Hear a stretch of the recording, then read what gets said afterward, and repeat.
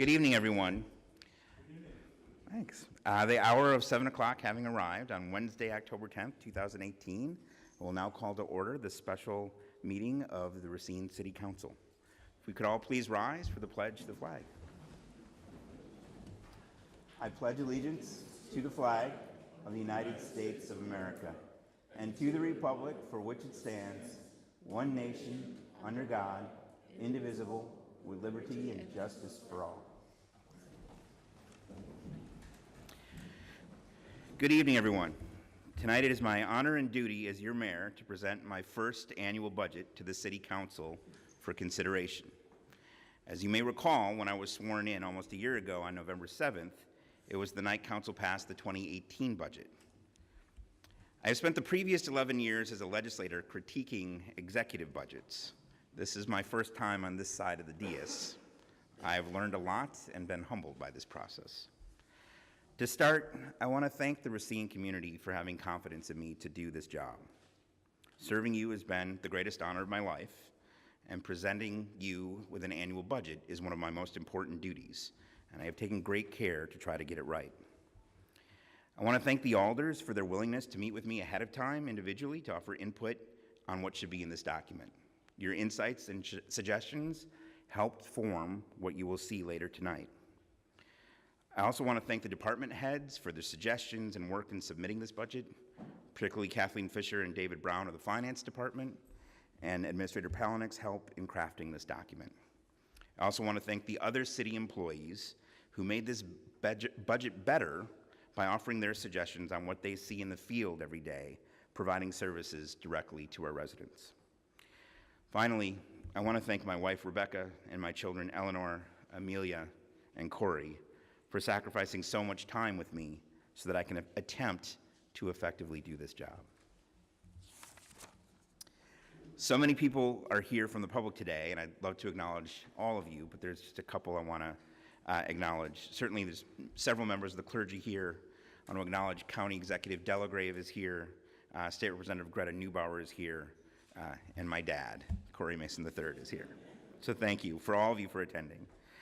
In addition to tonight's presentation, the public is also invited to a town hall meeting I'm hosting this Friday from 5:30 to 7 at the Humboldt Park Community Center to gather their input on the budget that'll be rolled out tonight. So first, by the numbers. Today I'm proposing a $211 million budget for 2019. The property tax levy will remain flat with zero increase of $54,322,250. The exact same as last year. The city property tax mill rate is estimated to drop from 16.59 to 16.07. It is the biggest drop in the mill rate in more than 10 years. But a budget is so much more than numbers. It's a reflection of our priorities. It is a values-based document that requires us to live within our means and set goals around our biggest opportunities and challenges. When I sought this office, it was with the specific goal of rebuilding the middle class in Racine. This budget invests in our community and our residents in such a way that it attempts to do just that. So to be the community of choice, we are in a time of unprecedented change. Foxconn's arrival to our community creates a number of amazing opportunities for Racine. As growth comes to the area, the central questions to be answered are these. Will the city of Racine be prepared to seize the opportunities and changes that are coming to the region? Will the prosperity be widely shared, or will it be enjoyed by only a few? Will we make the bold choices we need in the next year to become, to borrow a phrase from Alder McCarthy, the community of choice for the region? Foxconn's arrival has generated more economic activity in the city of Racine in the last year than we have seen in the previous 20 years. Already announced this year is the development of Gold Medal Lofts, Ajax, Southside Industrial Park with the expansion of jobs by Jacquet on that site, the Edge of the River housing development, and in addition, SC Johnson is reinvesting in its downtown campus. All told, this represents more than $110 million of redevelopment announced in the city of Racine this year.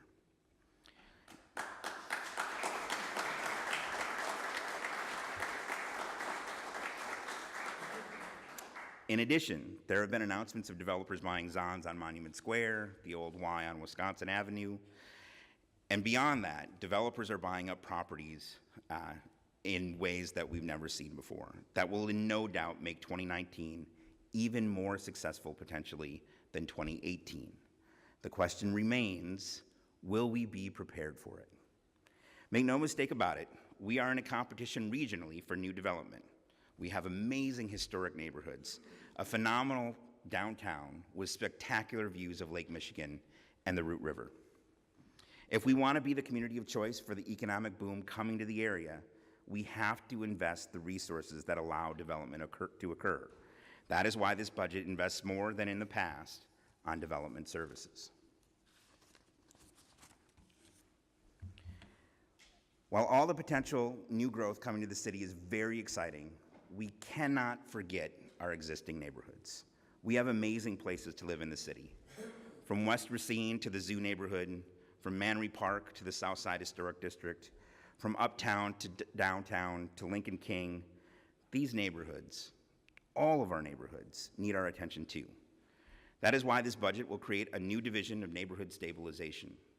The division will be focused on neighborhood identity. It will create a grant and loan forgiveness program for city homeowners to repair their homes in any neighborhood.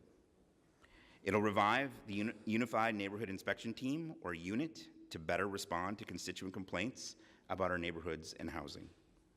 It will add an additional staff person for code compliance, a request I heard from many alders. It adds resources to adequately cut tall grass and weeds on abandoned properties. It establishes a land bank program to work collaboratively with Racine County on abandoned and foreclosed properties. And it invests in a traffic and parking study for the downtown.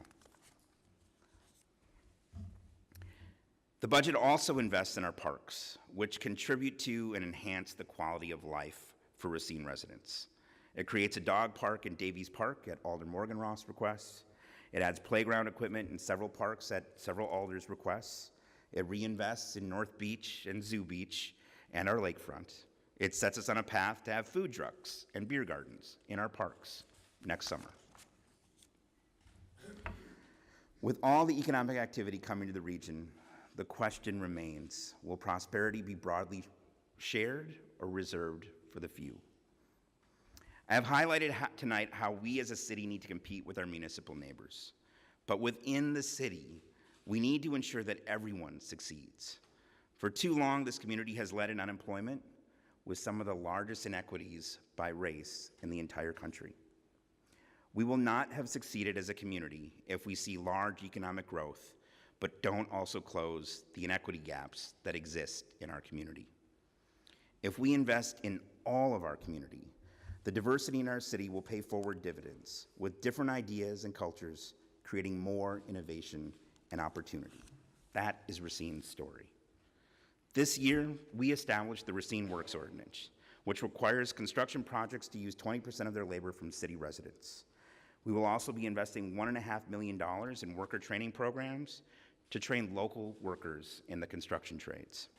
We will be working to expand training space available in the city next year. This has been a great partnership with the Department of Workforce Development, the building trades, Gateway Technical College, Racine County, and UMOS. We will also establish a micro-enterprise fund to target small business owners supporting households with low to moderate incomes and encourage reinvestment in Racine's retail and commercial corridors. This budget allocates funding for translators with the goal of ensuring that every city department that interacts with the public has someone who can speak Spanish. The appointments we have made to the city's boards, committees, and commissions are the most diverse that we have on record. While there is still room to improve, the city committees now more accurately reflect the community they serve than ever before. We have expanded membership on our Affirmative Action and Human Rights Commission to include a member with a disability and someone from the LGBT community. I intend to use this community as a direct line to my office so that members of the community have a venue to raise their concerns. Many of the initiatives listed to address inequality are new to the city. The issues aren't new, but the efforts are. They are creating new partnerships and finding new and innovative solutions and funding for our challenges. If this is to be a true priority for the city, it cannot be limited to something we do in our spare time. This budget creates a position for strategic initiatives and community partnerships to address the inequities in our community. It is intended to work collaboratively with the public, private, and nonprofit sectors to develop and implement strategies to reduce inequity and increase opportunity. If we believe that reducing inequity is a serious goal in our community, and I wholeheartedly believe that it is, then at least one person at City Hall should be dedicated to this task full-time. Again, if there is an economic boom in the area, but our gaps by income and race stay the same or even get worse, we will have missed a critical opportunity that requires hard work, intentionality, and resources. The Strategic Initiatives and Community Partnerships Officer creates an opportunity to move our city forward in these areas. Last week, Foxconn announced that it bought a building downtown where it will invest in an innovation center with at least 125 employees to focus on smart city design. That is incredibly exciting in and of itself. Before this announcement, however, development was coming to Racine because we are this amazing city with a beautiful downtown where you can watch the sunrise over Lake Michigan just 8 miles away from where the Foxconn campus will be. But now we can say that Foxconn will have a footprint in the city as well. But Smart City is so much more than Foxconn buying a building downtown. Smart City is about the city using its resources and technology to accelerate the delivery of benefits to city residents through improved livability, workability, equity, and sustainability. The city has the opportunity to partner with Foxconn on this. It also lends itself to a great partnership with Gateway Technical College with their Innovation of Things program on their downtown campus, and with UW Parkside's efforts on the Smart City Innovation Competition and their program there. There will be more on Smart City to come, but it builds off the city's existing infrastructure and invests resources in smart city technology to prepare for the coming changes in smart city innovation. I am also committed to striving to be a more environmentally sustainable city. I have made this pledge, and I will make it clear here again. The City of Racine, through action of the Council, is committed to the Paris Climate Accords. We are also committed to the Wisconsin Department of Natural Resources Green Tier City Initiative. As a city, we must do better to conserve energy and water and use our resources in a more sustainable way. This summer, I was approached by Police Chief Howell, who was looking for some ways to be more energy efficient within the police department and willing to think outside the box. So I'm excited to say that next year, the Racine Police Department will have 2 new plug-in electric police cars. And I know what you're thinking. Are they going to be really small, tiny vehicles? But I can tell you that they are Ford Fusion sedans. I'm also proud to announce that we just recently were awarded an Energy Efficient Initiative grant from the state's Public Service Commission. This grant will allow us to map our energy infrastructure so that we can see where our resources, costs, and liabilities are so that we can become more energy efficient and reduce not only our carbon footprint, but our costs as well. As part of its commitment to water conservation and the diversion application, this budget creates a position in the water utility to focus on conservation and sustainability. This will help the water utility, and by extension the city, conserve on water and energy, saving costs for ratepayers and taxpayers alike. Few issues impact our lives in so many ways more than healthcare and the costs associated with providing it. Racine is no different. This year, the city will focus on initiatives in this budget to improve care and reduce costs. In collaboration with Racine County, the United Way, and Gateway Technical College, our public health department is leading the way on establishing a federally qualified health clinic here in Racine.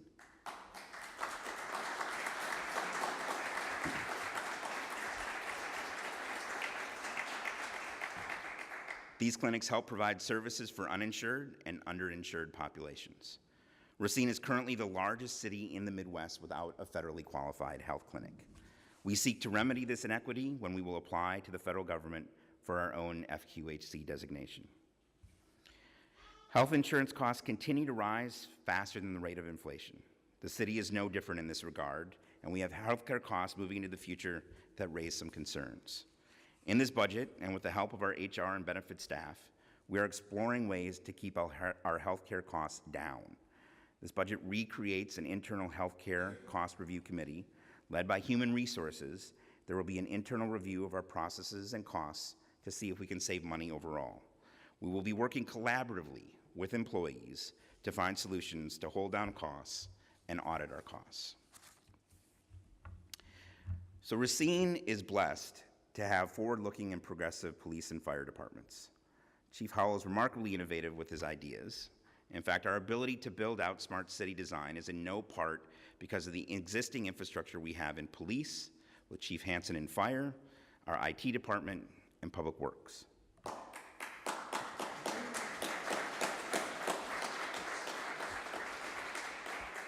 There are improvements to public safety that I just wanted to mention tonight. The first of them is the adoption and use of body cameras for the police department in 2019.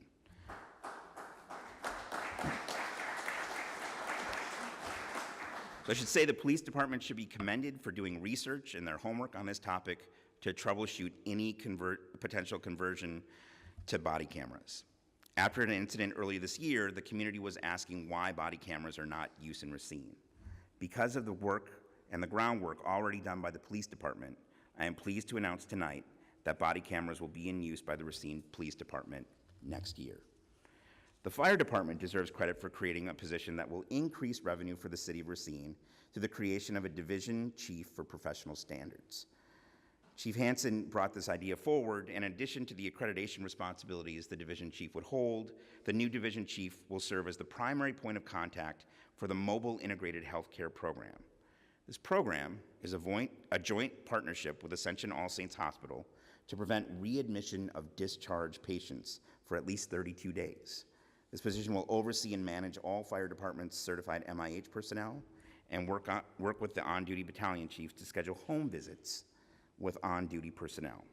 This is a revenue opportunity for the city, and it improves the health care of the lives of our citizens.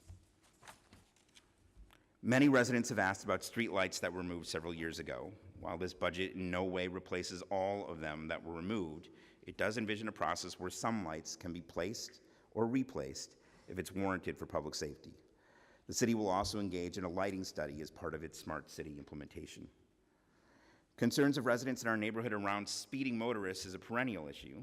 At the request of Alder Lemke and others, the city will place several solar-powered speed signs so that motorists can be reminded of the speed at which they are traveling.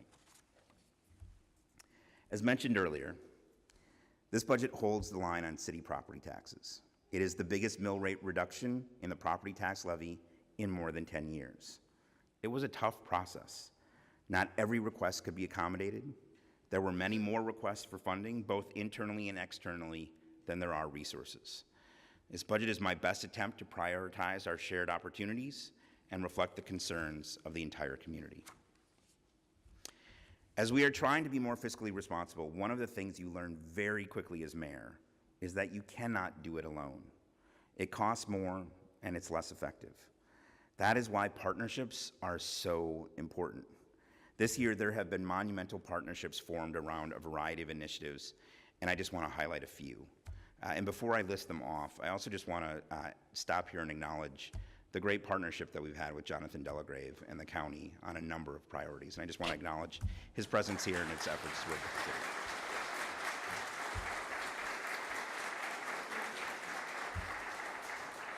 So as I mentioned earlier, we'll begin the Racine Works project in earnest this coming year. And to do that, we brought together a coalition made up of the city, the county, Gateway, UMOS, Big Step, and First Choice Pre-Apprenticeship that will cover the cost of pre-apprenticeship training for our residents who want to work in the construction trades. Upon completion of their training, they'll be placed as apprentices in jobs, making a family-supporting wage. We have also partnered with the county and Higher Expectations and a host of other organizations to promote the Uplift 900 program that the county is leading on. This program connects unemployed or underemployed residents directly to employers looking to pay good wages for people looking for work. This summer, we held 2 hugely successful job fests where we brought employers into the community, invited residents to meet with them all in a fun family-oriented event with food, music, and entertainment for the whole family. I'm also proud to say that the city and the Racine Unified School District are also looking for ways to collaborate and work together in more ways than ever before. From our Parks and Rec Department to the school district's Community Schools Initiative to redevelopment, we are finding more ways to work together for the better of our children. I thank Dr. Gallion for his leadership, and I look forward to accomplishing great things with RUSD. Just this past weekend, the city was the sponsor of the One Racine event at Festival Hall. This event came out of a series of community conversations held by United Way on race, equity, and inclusion. The One Racine event focused on bringing the community together to celebrate our diversity and cultural differences. The United Way does so much in our community and have been an incredible partner to work with on a number of initiatives. City is also engaged in community-wide conversations around what smart cities look like. Chancellor Ford and UW Parkside hosted a summit earlier this year, stirring a lot of interest on how a city like Racine and other organizations can use technology to better deliver more efficient services to our residents. And I would be remiss if I also didn't mention Dr. Brian Albrecht of Gateway Technical College, who's been involved in these conversations. So I want to end on a little bit of a discussion around change. So in the words of the great philosopher Ferris Bueller, life moves pretty fast. If you don't stop and look around once in a while, you could miss it. And then Gandhi also said of change, you must be the change you want to see in the world. For a community that has been underappreciated for too long, our time has finally come. But the dynamic growth will only be here for so long. We don't want to miss it, and we want to make sure that we're defining the change we want to see in our community. That means a future where we are moving at a pace we haven't seen in a long time, where we build on our traditions of hard work and innovation to build a middle class for the 21st century, one that will be different than the past. I have every confidence that with the council's support, our community partnerships, and most importantly, with the participation of Racine residents, this budget puts us on a path to rebuild the middle class. This budget will give us the resources we need to be successful, to invest in our priorities, to build a better community, to be the community of choice, and to move us forward next year and beyond. Thank you.